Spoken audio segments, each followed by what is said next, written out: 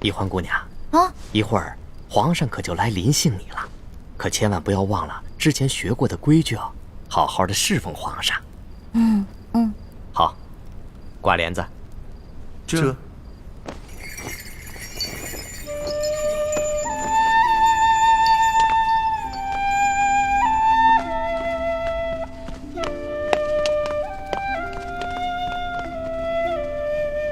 原来这就是皇帝的寝宫啊！也不知道龙小弟究竟和康熙那个小皇帝说好了没有？朱哥哥给我准备的丝巾没有了，万一这小皇帝临时起了色心，假戏真做了，那可怎么办啊？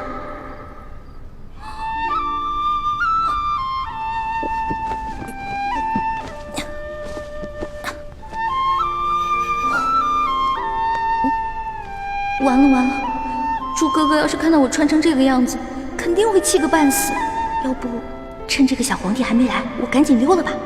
万一那个小皇帝怒了砍我的脑袋，那龙小弟肯定会帮我求情啊。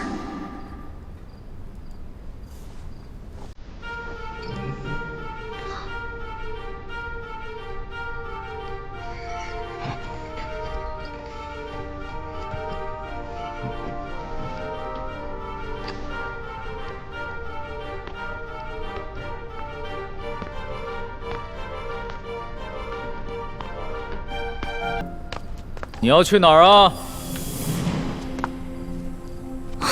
你谁啊？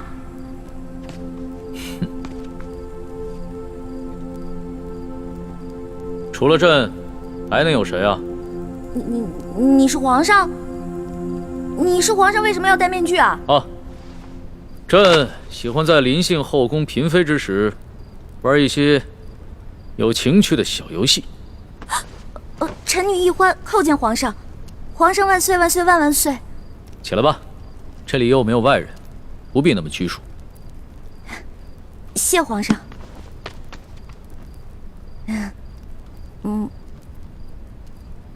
皇上，原来您这么和气啊！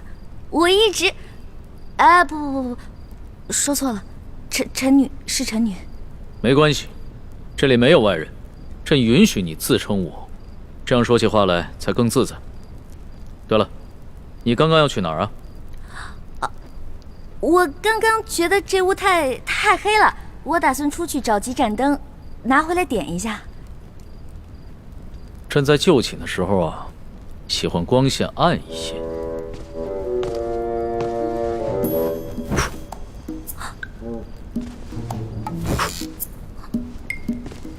皇上！您别把最后一盏灯也吹灭了，我怕黑。别怕，有朕。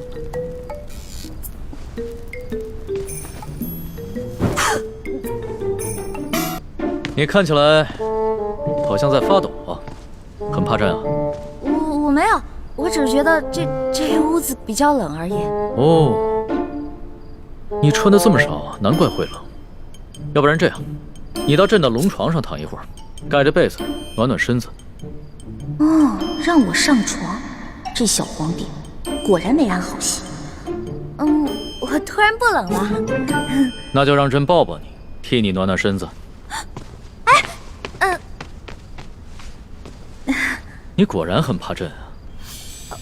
可是朕听龙三说过，你的胆子一向很大，你在他面前提起朕来，那可是从来都不怕的呀。皇上，我不是怕您，我就是怕您离我太近了。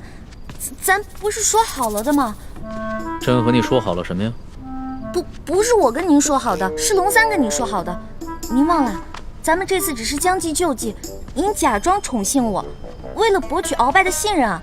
今天晚上的事情是假的，不是真的。朕确实是和龙三定下了这条将计就计之策。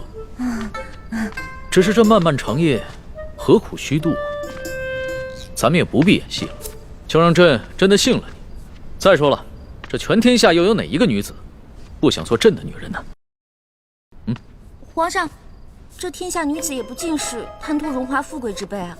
对大多数女人来说，她们与其与这个后宫佳丽3000争宠，不如找到一个白头偕老、心心相印的有情人。那唐代鱼玄机就说过呀：“易得无价宝，难得有情郎。”朕自13岁大婚以来，还从未有人跟朕说过这样的话。皇上，您生气了？你不会砍我头吧？你当朕是杀人狂魔吗？动不动就随便砍别人的头。你这句话非但没有激怒朕，反倒更加激起了朕的兴致。我看咱们也不必苦苦做戏了，就让朕真的信了你。待共度良宵之后，朕便封你做贵人。皇上，你觉得如何？皇上，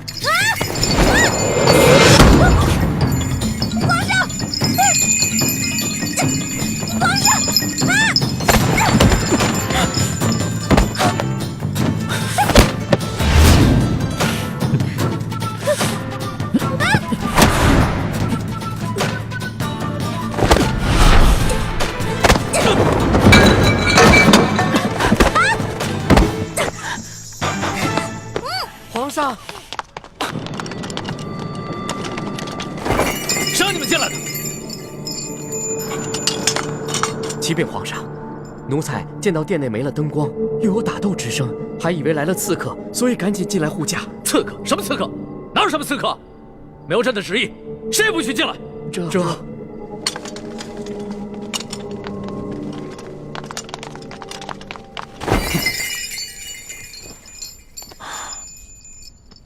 好了，别再动手了。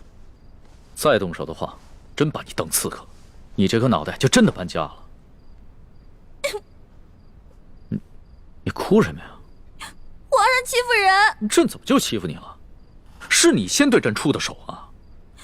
这还是第一次有人敢在朕的龙床上对朕大打出手，只怕也是古往今来第一个敢在龙床上对皇帝大打出手的女人吧？皇上强词夺理，明明就说好了，还强迫人家，人家不想反抗还不让，反抗打不过人家就吓唬人家，哪有这样的？这有你说的那么不堪吗？好了，别哭了。要是被外边的太监给听见了，不知道的还以为朕欺负你一个弱女子呢。那皇上你离我远点，我就不哭了。你让朕远点，朕就远点，那朕岂不是很没面子？龙小弟，你在哪儿啊？你还说皇上是个正人君子，结果皇上就欺负一个弱女子。来，好了，别哭了。哎，朕不跟你这个小女子一般见识。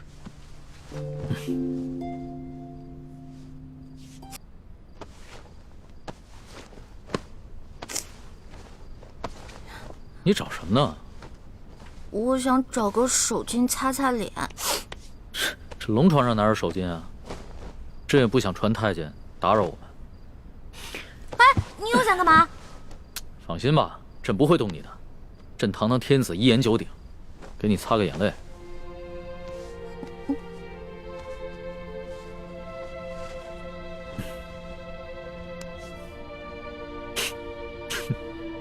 看看你现在这副样子，亏龙三还说你是他的老大。哎，他是现在看到你哭得跟鼻涕虫似的，还不笑话死你？其实我在龙三面前好多都是吹牛的，我没有他说的那么勇敢，我也没有多少江湖阅历，我也从来没被哪个登徒子轻薄过，何况是被全天下最有权势的轻薄过，我能不害怕吗？朕听出来了，你是拐着弯儿骂朕是个好色轻薄的登徒子是吧？臣女不敢，臣女没这么说。皇上，臣女能不能请求皇上一件事儿啊？说来听听。您能不能别把今天晚上的事儿告诉我龙小弟啊？如果你告诉他的话，以后我就没脸在他面前充老大了。哎呀，朕又不是长舌妇，哎，不会告诉他的。哎，不过朕保全了你在结拜兄弟面前的形象，你要怎么答谢朕呢？皇上，您可是全天下最有权势的人，也是最有钱的财主，您就为这么点的小事儿勒索我一个身无分文、身无寸缕的小女子啊！又是朕的不是啊！你怎么说来说去都是朕的不是啊？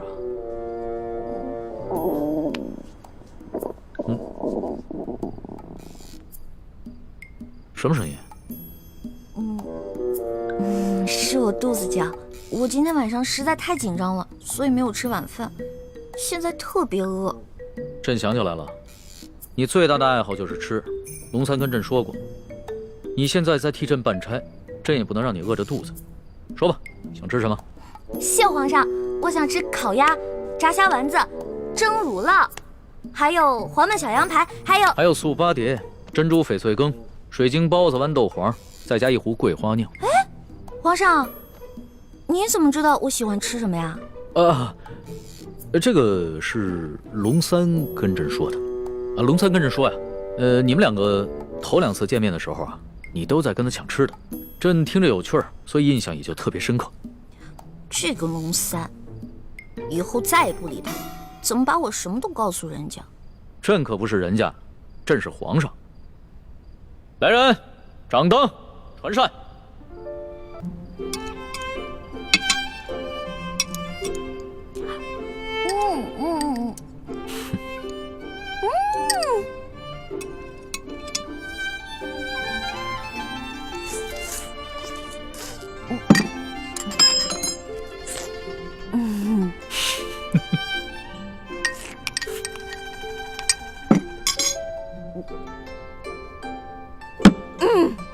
饱了。吃好了？谢皇上恩赐。撤掉吧。这。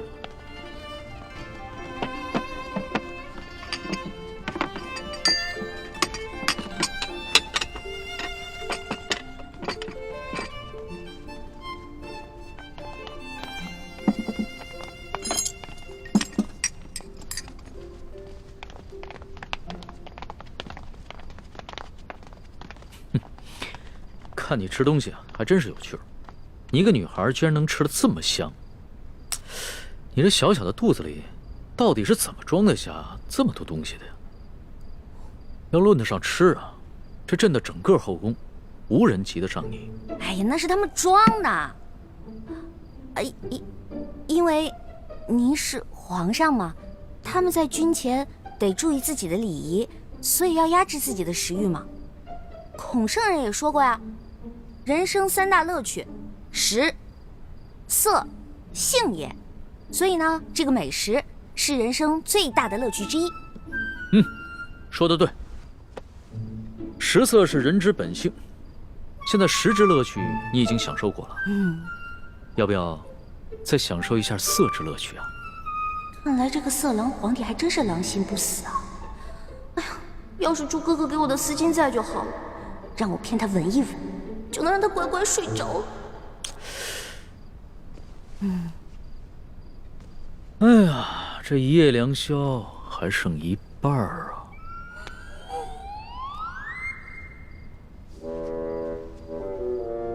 你要不要到朕的龙床上休息一下？哎呦呵！你又想干嘛呀？皇上，吃太多了，我撑到嗓子眼儿了，我想运动消化一下，可以吗？行。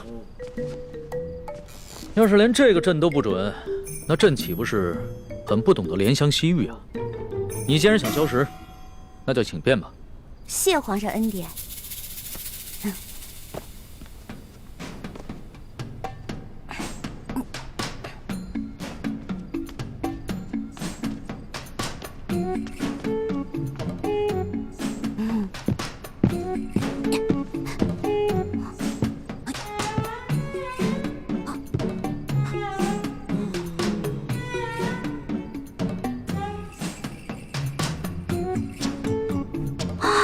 色狼皇帝还真是耐心啊！看来是打定主意要吃了我总不能就这么运动一晚上吧？这可怎么办？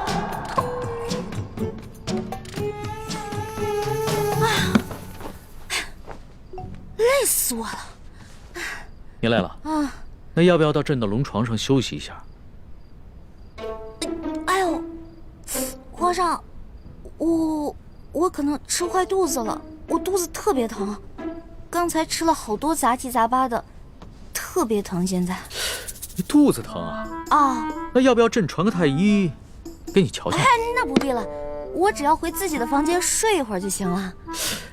既然你都要躺在床上休息，那为什么要回到自己的房间休息呢？朕的龙床一样可以休息啊。我这可不一样啊！我肚子疼，我可能会拉肚子，我在您这儿拉肚子不合适，是不是？我得保持在您面前的仪态，所以还是让我回去吧。你要是真吃坏了肚子想方便，那朕的寝宫里面也有金泥桶，你用吗？我方便在您这儿？哎，不合适，皇上，您可饶了臣女吧。人食五谷生百病，吃喝拉撒那都是正常的事情。要是连这个朕都接受不了，岂不是有违人伦？哎，你别紧张，要是真吃坏了肚子，你就在朕这儿方便，朕不介意。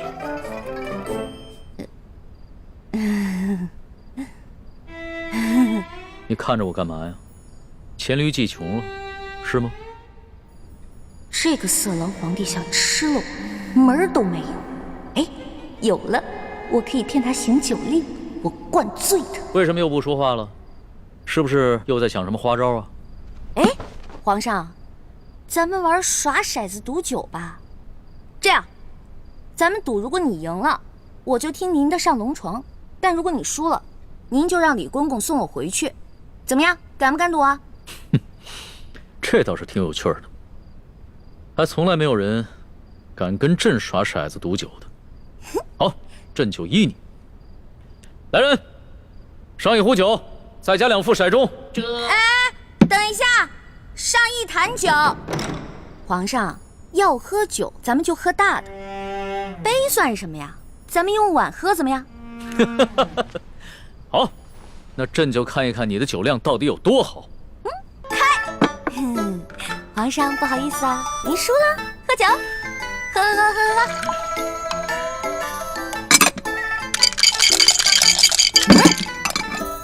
皇上输了，接着喝。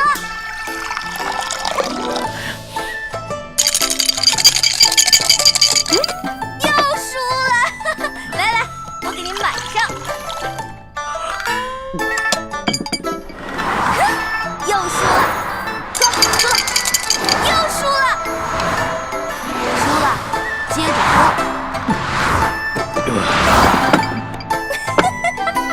皇上，您又输了，喝吧，喝。怎么老是朕输啊？本姑娘从小玩骰子就赢遍全明珠谷，无对手。你这个第一次玩骰子的笨皇帝不输才怪呢。哎呀，皇上，您啊真是海量，而且您酒品好啊。每次赌完了以后吧，您都不赖酒，都喝，是不是？笑，真是天死，怎么会赖账呢？快喝吧。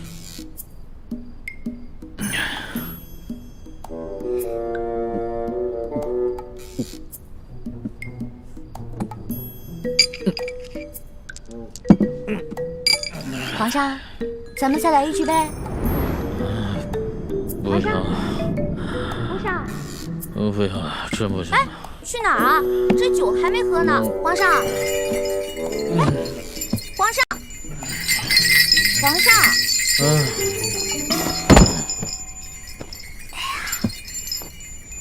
让我看看皇帝长什么样。让我看一眼。易欢姑娘。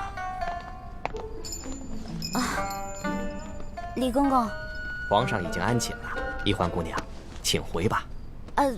可是我还想再待一会儿。皇上已经安寝了，易欢姑娘还是回去吧。可我还没看见皇上长什么样呢。哎，这就扛走了就。哎呀，再让我看一眼呗。哎呀，可是我还没看见皇上长什么样呢。哎呀，就这么小气呢，小气。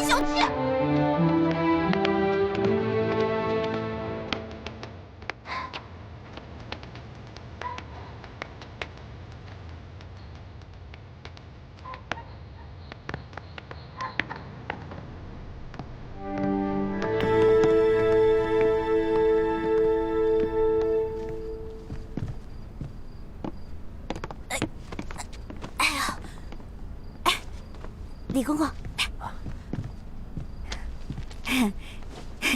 今天多亏了你了，拿着吧，拿着吧。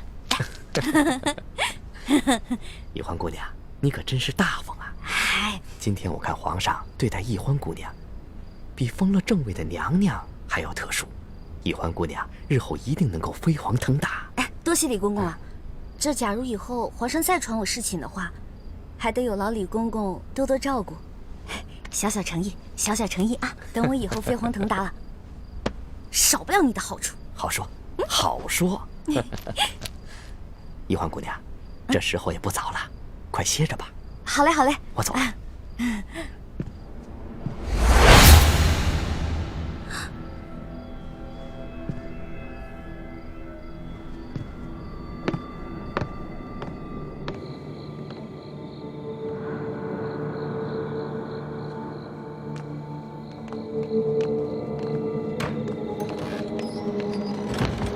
公公，这儿有没有方便的地方？咱家带你去吧。哎呦，那有劳公公了。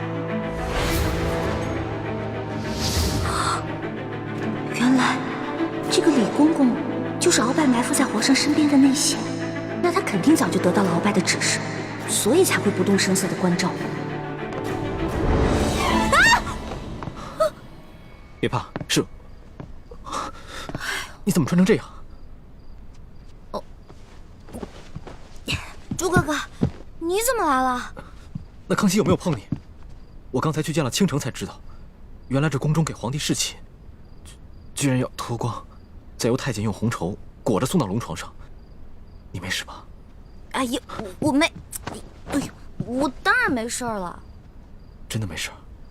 听倾城说，侍寝的时候连一根丝线都带不进去，我给你的蒙汗巾肯定也带不进去吧？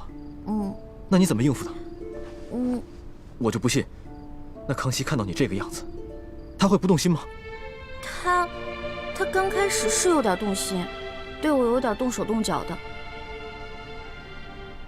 不过我后来跟他提龙三了，我说我们这是假戏，不能真做。后来他就没怎么样了。真的？真的。朱哥哥，你要是再怀疑我的话，那我可生气了。对不起，欢梅，是我错了，我相信你就是了。这次是我太大意了。如果那康熙再找你侍寝，我得赶紧想一个法子，确保万无一失。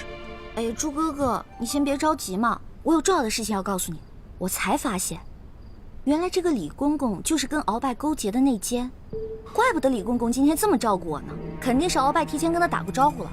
原来李公公就是鳌拜埋在康熙身边的棋子，此事万万不能让康熙知道。为什么呀？如果我们跟龙三说了，让他汇报给康熙，不光龙三能立功，还能得到好多奖赏。我们可以拿着这些钱去买好多东西，分给谷底的兄弟姐妹啊。欢妹，你又犯傻了。我们这次来紫禁城，可不是来敛财的，我们的目的是要挑起康熙跟鳌拜的内斗。你想啊，如果我们帮康熙除掉了鳌拜埋在他身边的一条蛇，这对于我们来说能有什么好处？对，你说的对，那我明白了。哎，叶哥哥跟樊姐姐怎么样了？刚刚得到他们的消息，他们已经跟踪到了吴应奇的车队，正在想办法下手。我们在宫里的计划还挺顺利的，希望叶哥哥跟樊姐姐能顺利的找到1号金钥匙，这样我们就可以早日平安的团聚了。我先走了，早点休息。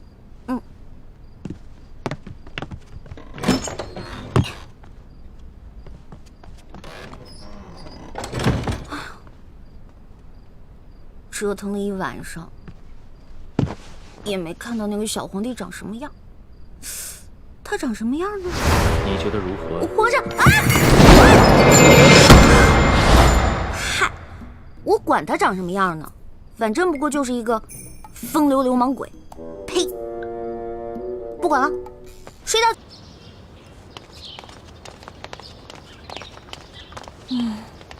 这个龙小弟怎么回事？还不来？气死我了！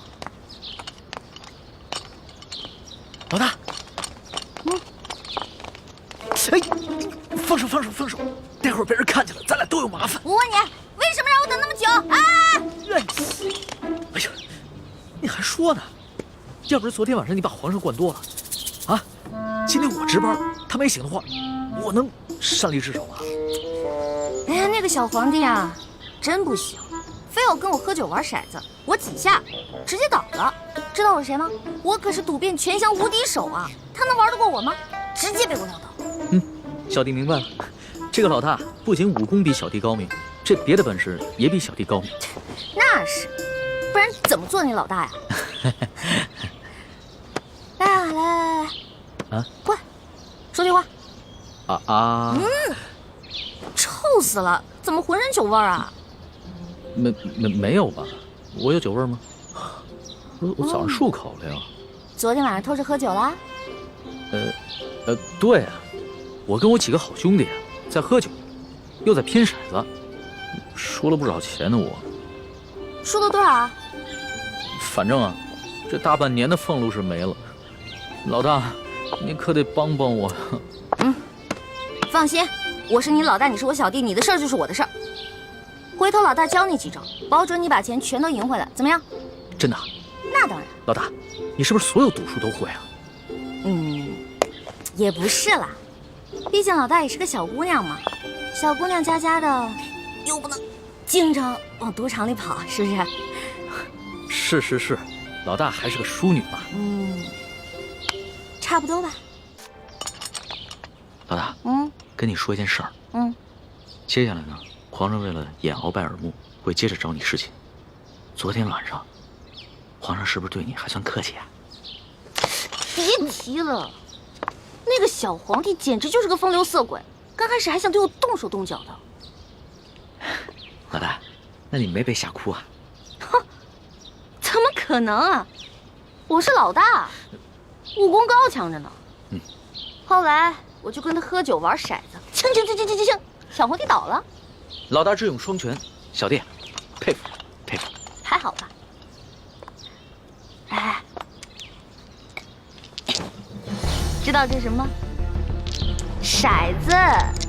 老大教你几招，准保把你昨天输的钱连本带利赢回来。但咱可说好了啊，你赢回来的钱得和我一半对分，知道吗？没问题，55分。这还差不多。真疼吗？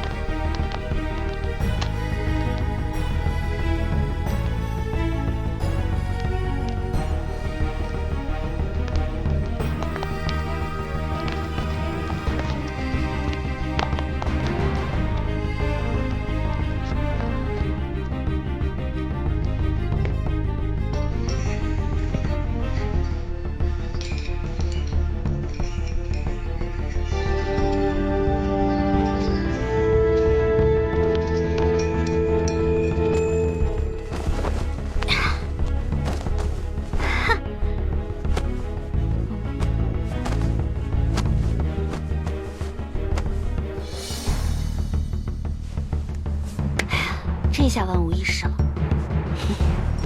什么万无一失啊？皇上。没什么。皇上，您要是想安寝的话，我就下去，您躺在这龙床上，然后1个时辰以后，让李公公把我抬回储秀宫就行了。朕还不到20今天呢，朕还不想睡觉。说吧，今晚想吃一些什么？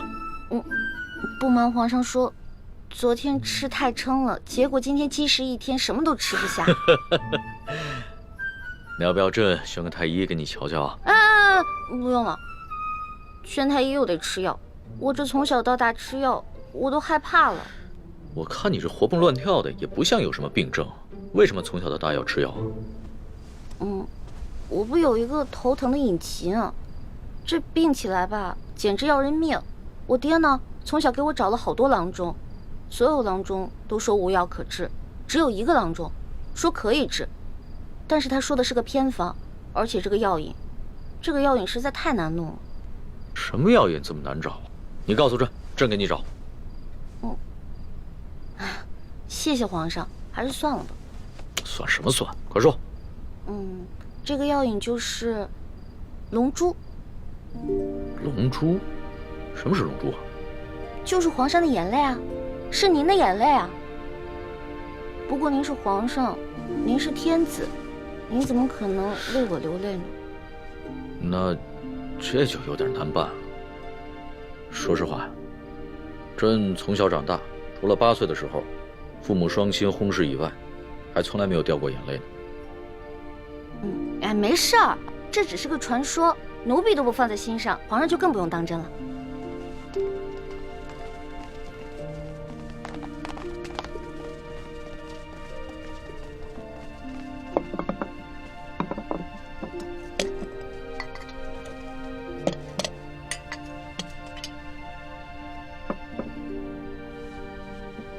您这是干嘛呀？昨天晚上朕输得一塌糊涂，所以啊，朕今天想挽回个面子，你敢不敢再跟朕赌一把酒啊？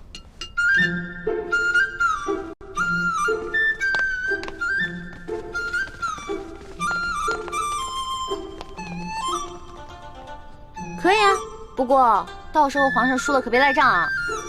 你放心吧，朕虽然有色心啊，但是更有毒品。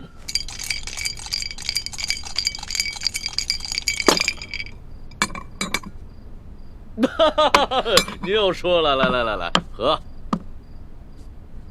干嘛？朕都愿赌服输了，你还想赖账啊？有鬼！什么鬼？这好奇怪啊！皇上，你今天掷骰子的手法怎么变得高明起来了？昨天掷骰子10把当中，你最多只能赢3把，可是今天却跟我不相上下了。朕今儿个下午找了几个会玩骰子的侍卫学了一下，朕是天子，天资聪颖，学什么东西一学就会。可是你这掷骰子的手法，我怎么看着这么眼熟呢？是不是龙三啊？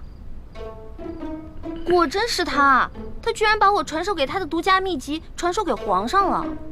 哎，你不要管龙三了，你虽然是龙三的老大，但朕可是龙三的主子。朕要是问他什么，他就必须得据实回答，这让他做什么，他也得如实做。皇上，龙三可是个老实人，您可千万别欺负他。你这么关心他？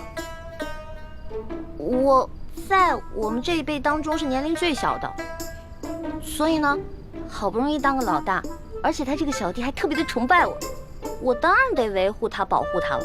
行，朕知道了，看在你的面子上，朕就不欺负他了。不过，你拿什么来感谢朕呢？皇上，您现在特别像我认识的一个姓周的乡绅老头。这姓周的乡绅老头长得跟朕很像吗？长得不像，做事风格像啊。这个乡绅老头之所以能发家呀，就是因为算盘打得精明，瞅准时机吃拿卡要。李欢呐，李欢，你又拐着弯的骂朕。臣女不敢，是皇上昨天说的呀，不会因为一句话就变成砍人头的狂魔，所以臣女才开了个玩笑嘛。哎呀，皇上，臣女出身卑微，是一个野丫头，又缺乏父母的管教，所以什么事儿都不懂，没法伺候您。要不然您现在让李公公来接我，让我回储秀宫吧。哼，朕明白了，你想激怒朕，然后让朕把你送走是吧？朕不上你的当，快点来接着赌。咱们说好了，你要是输了，可就得上朕的龙床。现在不输不赢，来！天哪，再这么赌下去，他的技术越来越娴熟，我的输面就会越来越大，这可是大大的不妙啊！皇上，您想让我赌也可以，不过得答应我一件事儿。你说说看。我一直都不知道天子长什么样，能不能把您的面具给摘下来啊？朕这几天上火长了几个火疖子，不便见人。难道他真的长得很丑，不好意思让我看。皇上，您看咱们也喝了好多酒了，要不然咱们先去您那龙床上躺会儿呗。上朕的龙床？你就不怕朕占你便宜啊？不怕呀，皇上一言九鼎，肯定说话算数嘛。那可不一定啊。朕虽然是天子，但是朕也是个男人。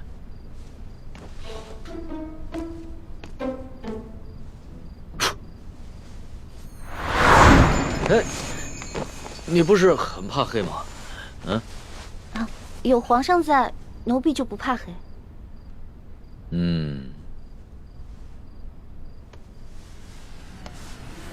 不对，有鬼。哪儿来的鬼啊？你不是一向很害怕朕的亲近吗？啊，朕知道了，你一定是想出了什么新招来对付朕，对吧？哪儿有啊？皇上，我怎么闻到这屋里有一股香味儿啊？香味儿？朕的龙床上哪有什么香味儿啊？倒是你身上有一股淡淡的清香。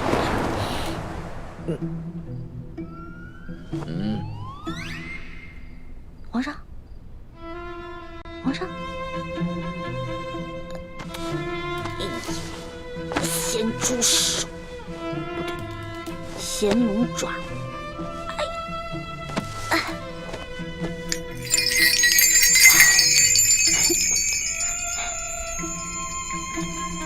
不对啊，我这么着急拉铃干嘛？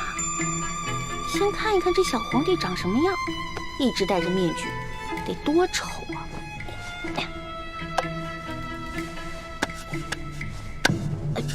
哎呦，我的天哪！皇上已经安歇了，小主该回去了。等一下，哦。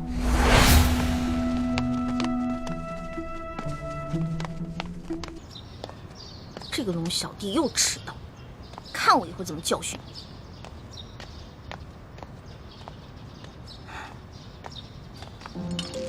老大，你又迟到啊！昨晚战绩如何？幸不辱使命，我呀，把前晚输的连本带利都讨回来了，你的一半。哎呦，不错呀！哎呀，还好你给我钱，最近正急着用钱呢。老大，这皇宫里边有什么能用得上钱的地方吗？哎呀，这你就不懂了吧？我告诉你啊，这皇宫里啊，处处得用得上钱。昨天我要不是用钱收买了李公公，那老大我就惨了。昨天怎么了？皇上不是早早的就睡了吗？哼，那个小皇帝啊，色狼得很，怎么可能啊？得亏啊，我哥哥给了我一条进过蒙汗药的丝巾，我偷偷带在身上，进入了寝殿，把那个小皇帝给迷晕了。要不然，哪有那么容易啊？你居然把皇上给迷晕了！这件事情要是让皇上知道了，你哥哥还有李公公那两个净室房的太监都是死罪。嘘，这件事除了我还有我哥哥，就你知道，别人都不知道，不许跟别人说。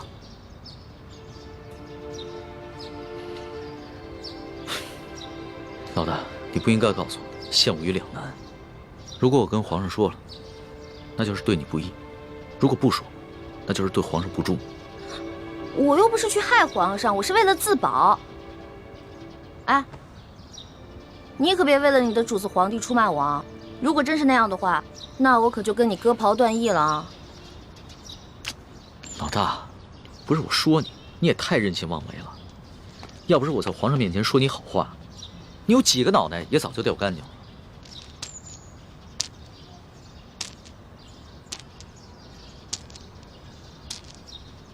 好了，那我不也是一样吗？如果我不是为了你，我怎么可能听鳌拜的话要入宫呢？虽然我武功不高，但是我轻功可以，我可以逃跑吧？我不都还是为了你吗？行，就冲着老大对我这份情谊啊，我说什么也要在紫禁城里面保护你的安全。但是咱俩可说好了，你可不能做什么太过分的事情。尤其是不能伤害皇上，要不然的话，连我都保不住你，明白吗？放心吧，其实我这个人吧，挺怕死的。再说了，我怎么可能连累我的龙小弟呢？还是老大够意思。这脑袋长得真像鸡蛋。嘿嘿。老大，这2个晚上和皇上相处下来，你觉得他怎么样？这小皇帝嘛，有点风流，有点色，但人还是不错的。对我吧，也挺宽容的。最主要的是，他酒品跟毒品不错。我跟你说啊，看一个人，如果他的酒品跟毒品都好的话，基本上这个人也不会差到哪儿去。还从来没有人这么评价过皇上。要是皇上听到了，肯定会觉得很有趣儿。啊，我跟你说的可都是私房话，你可千万不能告诉别人。我知道，我们俩之间的小秘密。耶！哎，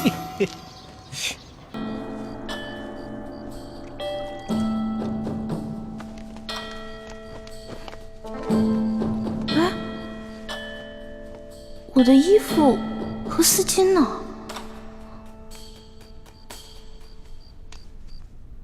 宜欢姑娘，时候不早了，该去皇上的寝宫了。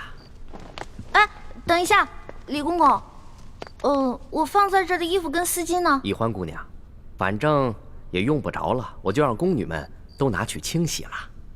别呀，我还得用那条丝巾呢。李公公，你懂的。宜欢姑娘，你在说什么？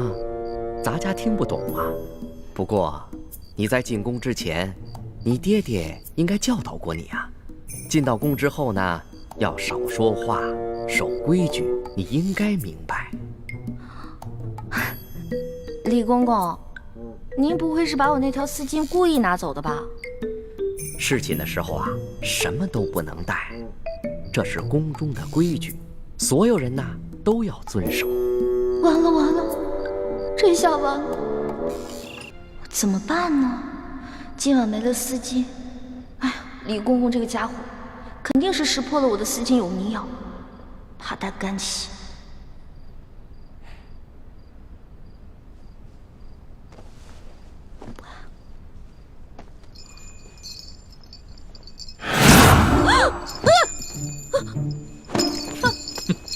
皇上，你别过来！丫头，要是没前2个晚上你对朕的算计，那朕也就饶了你。可是你背信弃义在先，你可别怪朕对你不客气了啊！等一下，你怎么知道我昨天晚上算计你了？是不是龙三跟你说的？这个死龙三，什么都跟你说了，我再也不理他了。你就别埋怨龙三了，要不是他的话，朕岂能容你这么胡闹？哎，停！干嘛呀？你还想跟朕比试武功啊？行啊，那朕就陪你比试比试，而且朕答应，绝对不叫外面的侍卫帮忙。等一下，皇上，您知道为什么臣女不愿意侍奉您吗？你跟朕说，易得无价宝，难得有情郎，难道你有心上人了？没错，我已经有心上人了，而且这个人皇上也认识，他是龙三。龙三？他不是你小弟吗？话虽然这么说啊，但是男女有别嘛，我怎么可能心里真的把他当我兄弟呢？而且我从一开始就喜欢上他了。皇上，如果您要硬抢的话，那我只好为了龙三守节一死了。你肯为他去死啊？没错，皇上，龙三可是您的心腹啊，这古来圣明的皇帝都不可能抢夺自己手下的女人的，而且还会有意成全呢。再说了，您后宫佳丽3000，何必为了我这一个小小的秀女而伤了龙三的心呢？那你怎么知道龙三也喜欢你啊？我虽然不知道他心里到底喜不喜欢我，但是我敢肯定的是，我在他心里一定占了很重要的位置。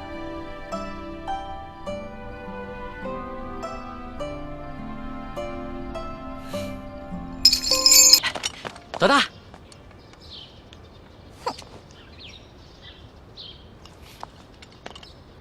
老大，老大，你干嘛不理我呀？为什么要理你啊？我们明明说好了，不许把我们之间的秘密告诉那个色狼小皇帝，你为什么要告诉他呀？老大，我冤枉啊！我这也是为了你好。你以为你前天晚上用丝巾迷晕皇上，皇上他没有起疑心吗？你昨晚上要是故技重施的话，皇上发现了，你这小命就难保了。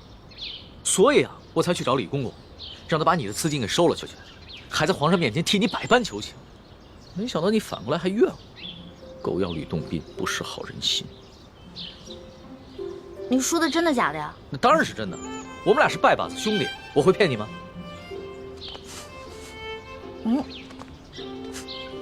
昨晚又喝酒了？没有，嗨，我哪能天天不务正业的喝酒赌博呀？我是啊，昨天晚上一个人在房里边高兴，自己喝酒呢。呀，发生什么喜事儿了？昨晚你回了储秀宫以后，皇上把我给召了过去，把你跟他说的话都跟我说了。我从一开始就喜欢上他了。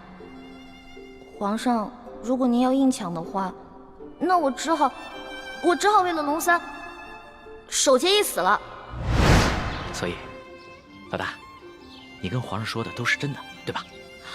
我是怕皇上假戏真做，所以我才骗了他。龙小弟，你千万别误会啊！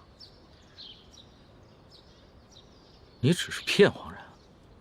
是啊，你想，如果我不把你拿出来当挡箭牌，那皇上肯定会吃了我呀。那你对我？我对你，我们当然是好兄弟了。你是我小弟，我是你老大嘛。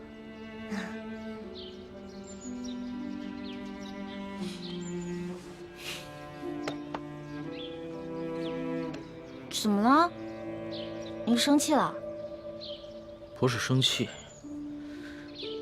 也许你就是情窦未开，说了你也不懂，或者是你根本就是在装傻，所以不论我怎么说，你都会装着不懂。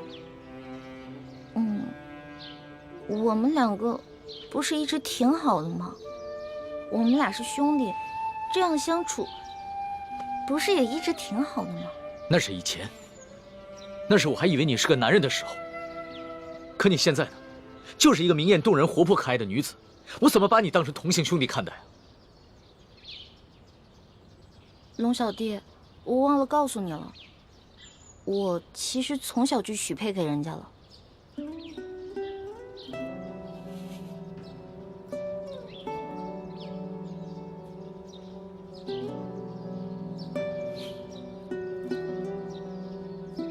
所以你很爱那个人是吗？为了他，你连皇上的临幸也不要，对我更是不屑一顾。也不是啦，我们两个从小就定下来的亲事，我跟他从小青梅竹马，他呢对我特别好，我也挺喜欢他的，但是我不知道我对他的喜欢是不是你们说的那种男女之情。我看得出来，你现在说的是真的。那是不是不论如何，不管你待他的情感怎么样，你最终都会嫁给他？我的未婚夫曾经很富有，很有权势，但是后来他们家衰落了，他一心想着要成家立业，先成家再成亲，所以我得一直等着他，我不能嫁给别人。好吧，我明白了。但是皇上信以为真了，他跟我说了，为了照顾我的感受，从今天晚上开始，不会再找你侍寝了。真的？哎呦，龙小弟太好了，多亏了有龙小弟，要不然都没有人在这宫里罩着我了。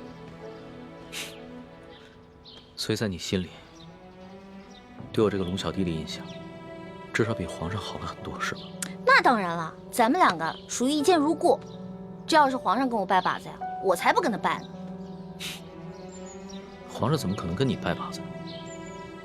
皇上他是一国之君，不可能跟你拜把子的，更不会有福同享，有难同当。也是，其实皇上挺可怜的。你说皇上可怜？对啊，我还是第一次听见有人这么说。他是皇上，一国之君，可是呢，没有人会把他当成真心的朋友的，也没有一个女孩会真心的喜欢他。但是你不一样啊，你虽然不是皇上，可是你身边一定会有很多真心的朋友，也会有很多女孩真心喜欢你的。也许是吧。倩姑娘，要不还是我和你哥哥骑马，你坐我的马车吧。哦，吴公子，还是我骑马，你坐车吧。这是什么话呀？哪有让女孩辛苦骑马，而我坐马车的道理呢？妹妹，吴公子的一番好意，你就不要推辞了。请，来，我扶你。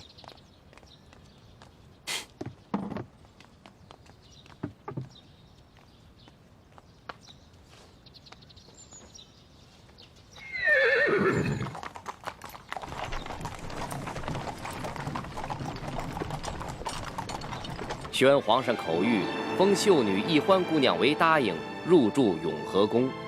谢皇上恩典。都起来吧。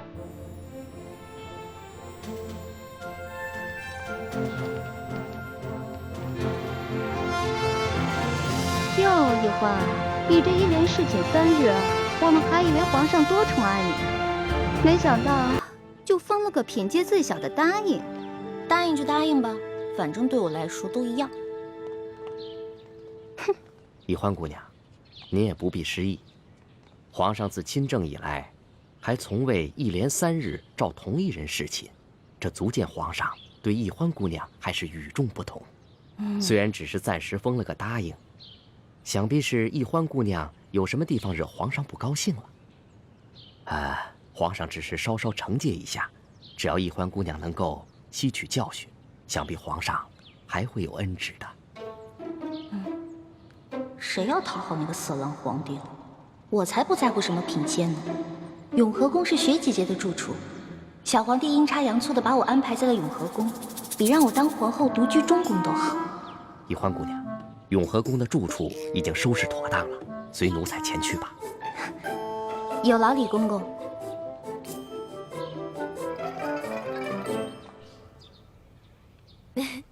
真想不到，皇上正巧把你安排在永和宫，这下咱们姐妹俩可以日夜相伴，互相照应了。就是啊，我本来特别讨厌那个小皇帝，结果他这么安排吧，我现在都不讨厌他了。又开始任性了。六师傅，反正现在人都出去了，你赶紧做吧，哪有徒弟坐着，师傅站着的道理啊？欢儿，这是在紫禁城里，不是在咱们明珠谷，这里可没有什么师傅徒儿，这里啊，只有这厉贵人、欢答应和雪嬷嬷。只要记着这一点，你的言行才不会露出破绽。记住，要尽快适应这宫中的生活，谨言慎行，一切以完成任务为重。徒儿记住了。看你还在自称是徒儿，这要是被宫外人看见，宫里人知道了，你会惹出大麻烦的。哎呀，嬷嬷放心，欢答应啊，只是还没有适应她的新身份，我会慢慢教导她的。谢谢厉贵人啦。哎，说真格的，这清宫规矩要正3品以上才有资格做一宫之主，入住正殿。眼下我还只是个正7品的贵人，所以只能住嫔殿。不过啊，好在这个永和宫就只有我一个小主，省去了和其他嫔妃混住的许多麻烦，这也算是皇上对你我的优待了。不过徐姐姐，都说伴君如伴虎，你在宫里陪着皇上，是不是特别辛苦啊？为了光复大明的大业，再辛苦也不值一提。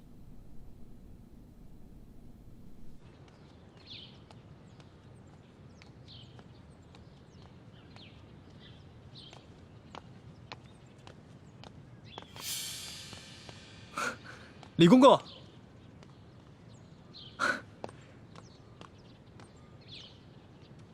李公公安好。你是那个太医院新来的李太医吧？正是，卑职乃陕西榆林人士，刚入太医院不久，还望公公多多关照。好说好说好说。哎，你刚刚说你是陕西榆林人士？正是。听公公的口音，也是陕西人吧？嚯，咱家也是陕西榆林人士啊，入宫几十年了，没想到在宫中还碰到了老乡。看来卑职跟公公还真是有缘，不仅是同姓，还是同乡呢。不知公公老家在榆林何处啊？咱家在榆林皂角村。那真是太巧了，卑职老家也在榆林皂角村。哦，公公家里都有何人呢？说不定我还认识呢。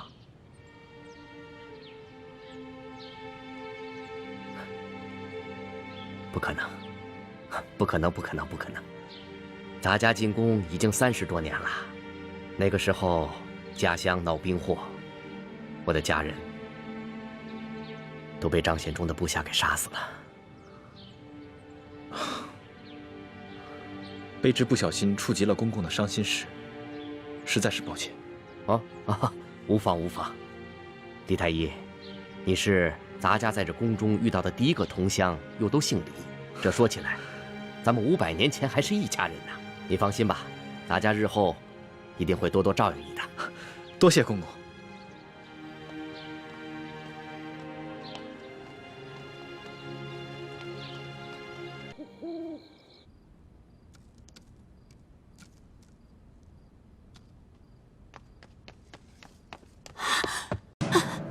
李太医，快拿上你的药箱，随我去永和宫。厉贵人刚刚在御花园遇刺了。什么？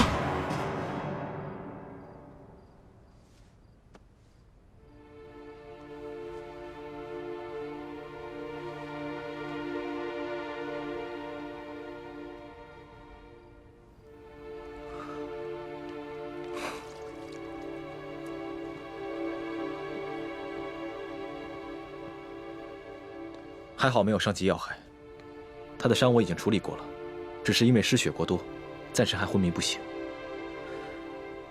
究竟是什么人这么大胆，居然敢在御花园行刺后宫嫔妃？今夜，皇上召见厉贵人，去御书房下棋，下至半夜才让他回来。厉贵人在回永和宫的路上，看见月色明亮，一时兴起就去了御花园赏月。不料，师傅，我已经找机会把东西12宫都搜遍了，没有发现铜匣。这皇宫这么大，咱们这么找，等于是大海捞针。最好能够想办法弄到皇宫中宝库的储藏名册，查到铜匣放在什么地方，或者是赐给了什么人。我正想尽快结交大内总管李德福呢。等一下，好像有人在跟踪咱们。好像是2个男人，而且他们的呼吸很重，应该武功不高，但是他们的行踪诡异，只怕不怀好意。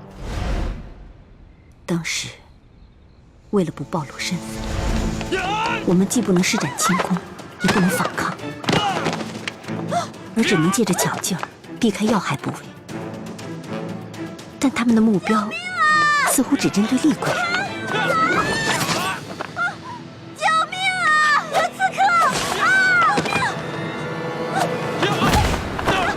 我装作凑巧滑倒，把其中一个人推进了池塘，另一个人还想继续行凶。幸亏有巡夜的侍卫听到呼救声赶了过来。有刺客！救命！别跑！救命啊！刺客往那边跑了，往那边跑了！抓刺客！在那边！站住！别跑！究竟是什么人？有没有发现什么线索？没有，但是想要擒住这个人不难，可惜我们不可以暴露我们自己的武功啊！会不会有人识破了倾城的身份？不可能，如果识破了身份，他们不应该暗杀我们，他们直接揭发我们就好了。这2个蒙面人能够逃过宫里的搜索，应该就是这宫里的人，而且还一定有地位。今夜的行刺一定是受人指使，能在这宫里买凶杀人的人并不多。鳌拜，可是鳌拜有什么理由要对倾城下手？等等，你这么一说，我倒是觉得，其中有一个蒙面人的身形和眼睛甚是熟悉，有点像李公公。李公公，这样就没错了。李公公就是鳌拜埋在康熙身边的奸细，多半是鳌拜觉得倾城挡了奕欢的道，所以才让李公公暗杀厉贵人。等我明天去见见鳌拜，探探情况。大师兄，倾城，你醒了。大师兄，估计还没有醒呢，他只是在说梦话。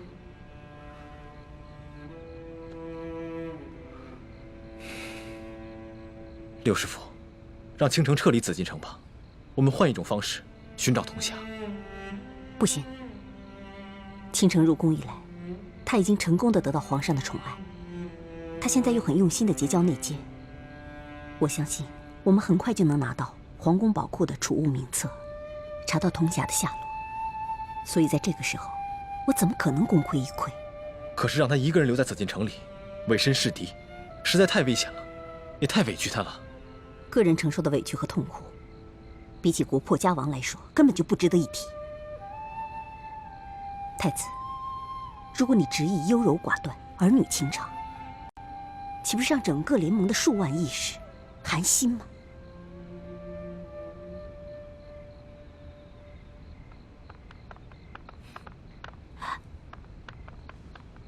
厉贵人的伤势已经处理好了，李太医辛苦了。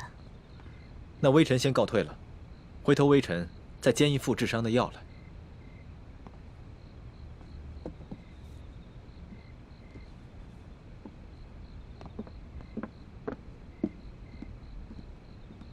李太医慢走。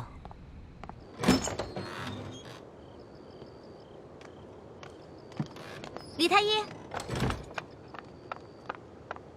欢大爷。李太医，我随你去太医院给厉贵人取药吧。有劳欢大爷。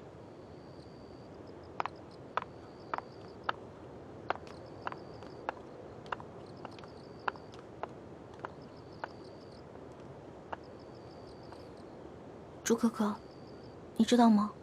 我刚才听见雪姐姐在昏迷中喊了你的名字。这应该只是凑巧吧。人在虚弱的时候，总是很容易想起自己的亲人来。可他最亲的人是六师傅啊，但他喊的是你的名字。朱哥哥，你不会迟钝到连雪姐姐的心思都不知道吧？欢梅，别开玩笑了。我没有开玩笑。以前在明珠谷的时候，我跟雪姐姐也同枕共眠过。我不只听过她一次喊你的名字。你知道吗？雪姐姐喜欢你是悄悄的，不敢表露出来的。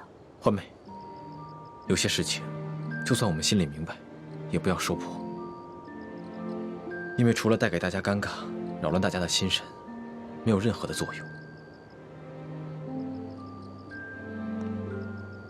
你只要明白，在我朱慈轩的心里，只有你李易欢一个人，